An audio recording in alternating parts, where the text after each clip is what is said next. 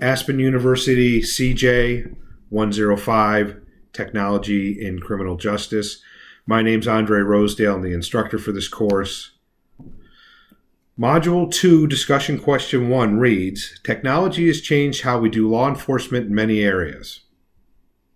different areas. Discuss one area of law enforcement where technology has improved the performance of law enforcement. There's a lot of different stuff out there. I have been a police officer for 21 plus years. When I first started in 1998, I worked for a very affluent high-class neighborhood in the middle of Hartford County. And bedroom community, we had, if lightsabers existed, we would have been the first ones to have them. We had just so much money, but no crime. We had in-car cameras and computers, and if there was something to try out there, the chief would go out and get it.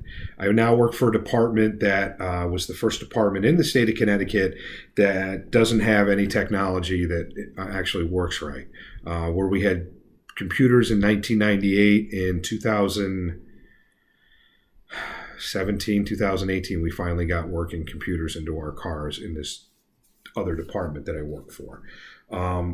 I would like to talk about, it says, discuss one area of law enforcement where technology has improved the performance of law enforcement.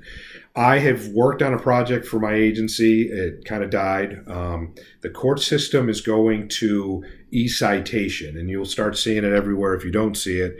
And they're doing virtual courts, which Connecticut does not have courts 24 hours a day like some jurisdictions do.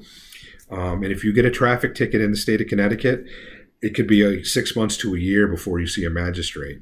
You don't even see a judge. But you get the ticket. You have 2 Fridays from the date of the issue to respond to it, whether you're paying the fine or you're contesting the fine. It goes to the Central Infraction Bureau in Wethersfield, Connecticut.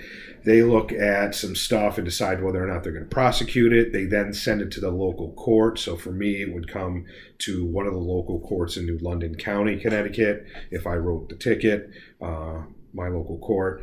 And then they will send out a letter saying that we're going to prosecute, we're not going to prosecute. And the system just grinds to a halt. And then you go in, you talk to the prosecutor. The prosecutor's like, what do you want to do? And you say, that cop's a liar. And now you got to bring the cop in. And now you got to reschedule a date, and you got to subpoena the police officer, and you got to bring him in.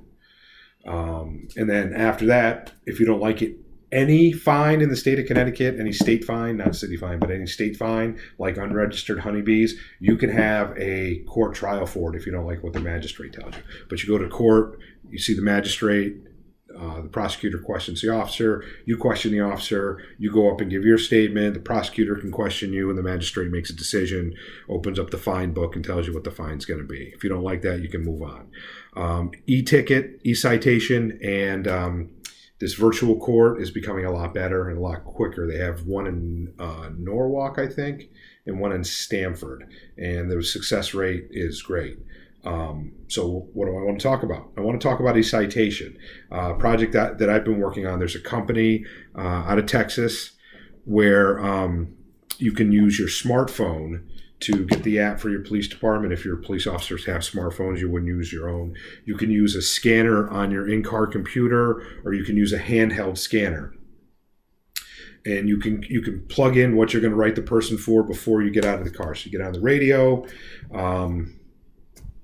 290 to headquarters, traffic stop, location, plate number, and then while you're doing that, you can just program, it's going to be Connecticut General Statute 14299 for running the red light, and the fine will pop up in there. And if you do more fines, it will add it up for you. You walk up to the guy, you talk to him, introduce yourself, you take his registration, you can scan it and hand it back to him, take his driver's license, scan it, hand it back to him, and have him sign the little scanner.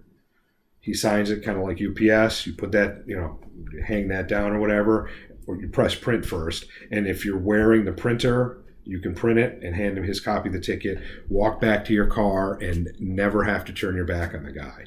There's other options to it. Cell phones. Cell phones would be great. There's an app on there. When the